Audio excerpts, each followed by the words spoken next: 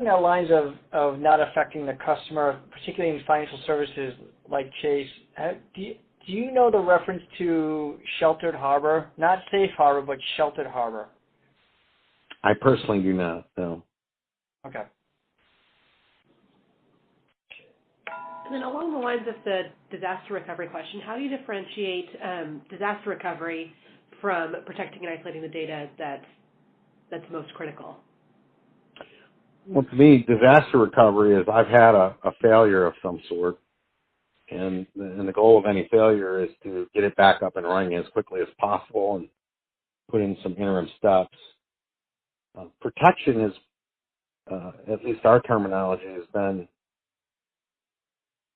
make sure a bad entity doesn't get access to it. So it's not about a disaster, it's about did somebody get access. I think it's a public record. If you go back to September of 2015, we had somebody in our network, and that was a production breach. It was not a disaster recovery situation.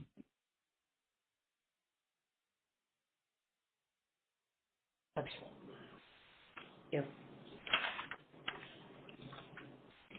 Okay. Anything else, Hannah? No, thank you. Okay, cool. So, Tom, I just want to move to the next slide. And Yep.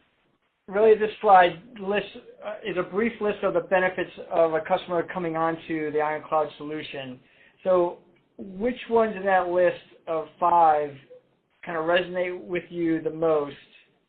Which ones kind of are like, eh? And which ones are like, what in the world does that mean?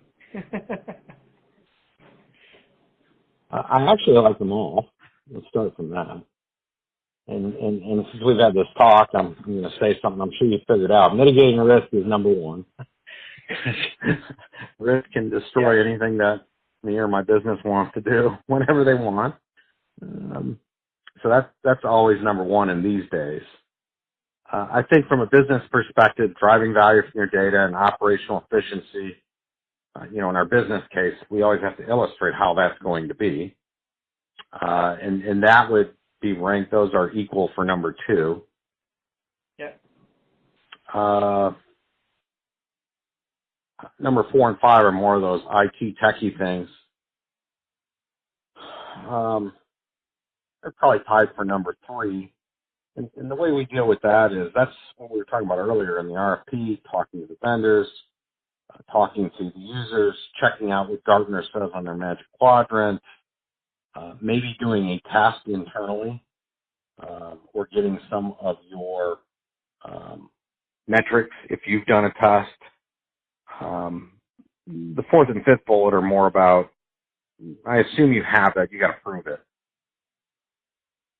Yeah.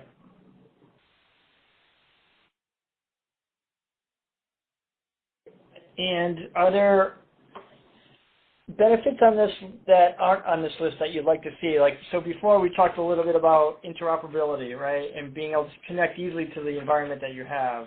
What else do you think should be part of this list?